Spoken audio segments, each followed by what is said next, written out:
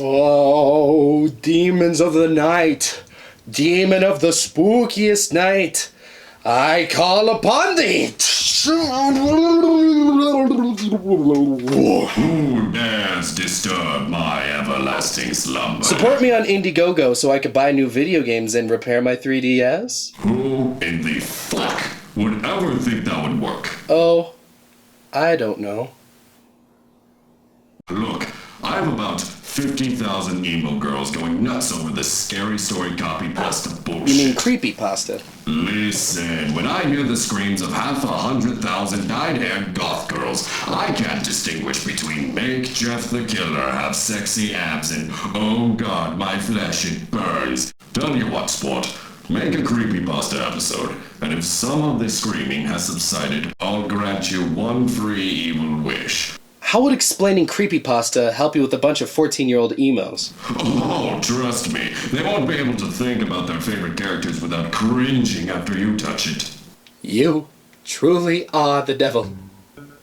Here's some history. During the 1980s, a man by the name of Jan Harold Brunvard wrote a bunch of books about urban legends, and soon they became widespread. They sold like hot cakes! And one decade later, chain emails became the hottest cake as the new medium to deliver such spooky tales. People would open up their inboxes, read a story about a girl who died because her boyfriend didn't love her 5 ever, and then forward it to every Jack and Sally to avoid getting eaten alive that night. But in the next decade, we see sudden surge of scary stories spreading throughout the internet. There's no real way of describing them either, they just sort of happened. We have this new sort of genre of spookiness going throughout all the websites, and no one knew what it was called. They were just kinda creepy copypastas. But wait! Oh! There it is, right there. On July 6th, 2007, some scrub on 4chan dubbed them creepypastas. What's the difference between creepypasta and regular pasta? Well, you know, regular pasta you eat, and creepypasta tends to go a little bit above and beyond than the average, you know, scary story. Scary stories tend to be like, oh, Wolfman is going to get you, arg! But creepypastas tend to be like, you answer a text from your phone, and it's his face, and a text message that says, he'll never be alone. You know, just something to generally make going to the bathroom in the middle of the night a little bit harder. Certain creepypastas aren't even that scary. Jeff the Killer and the smile.jpg dog are both relatively tame stories, but the pictures are the real selling point of the true horrific nightmares that they are. And certain creepypastas don't even need pictures to be terrifying. Gateway of the Mind and Psychosis being the first ones that come to mind.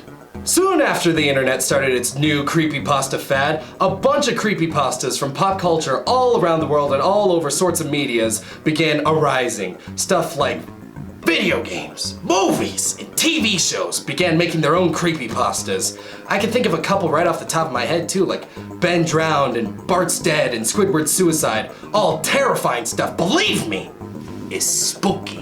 Some creepypastas even took the form of their own video games. Certain stories like Sonic EXE, Luna Game, and Pokemon Lost Silver are available to the public as playable, actual scary games. However, there's a lot of lame .exe games for most any famous game out there, and it's starting to get annoying. I've only found one truly creative .exe game, and that's the Haunted Pac-Man game. Spooky, scary shit! But unfortunately for us, like everything else in pop culture, there's shitty versions of creepypasta. They're known as crappy pasta. And no, I'm not talking about the spooky skeletons just popping out of nowhere. Oh, so spooky. No, I'm actually talking about really shitty stuff. Like if it was a show on Netflix, you wouldn't be able to watch it or laugh at how bad it is just because of how bored you were. I was reluctant, but I played GTA 4 again to see if he would show up. I started playing and grabbed a motorcycle when I was driving around a truck, which was going faster than it should, hit me. When I looked closely at it, there was no one in the driver's seat. Ah! No! You pissed them off! They stopped screaming at the pains of the fires and started crowding around me to complain about the quality of your gay-ass show. Who's gonna take the blame? My friends here? Gooey, Pooey, and Spewy? They didn't do anything. They didn't do anything wrong. They're just baby skeletons. Look at them. You're responsible. Great.